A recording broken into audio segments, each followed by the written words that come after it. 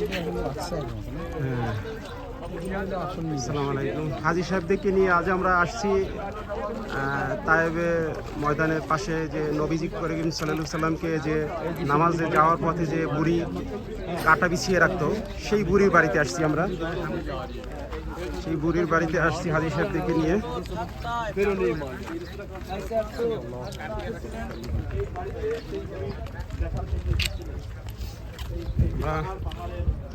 পাথরের পাহাড় করছে, এই যে সেই বুড়ির বাড়ি।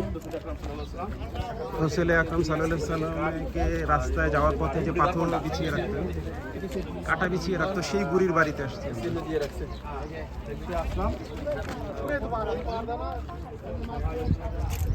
উপরে দেখেন বিশাল পাহাড়।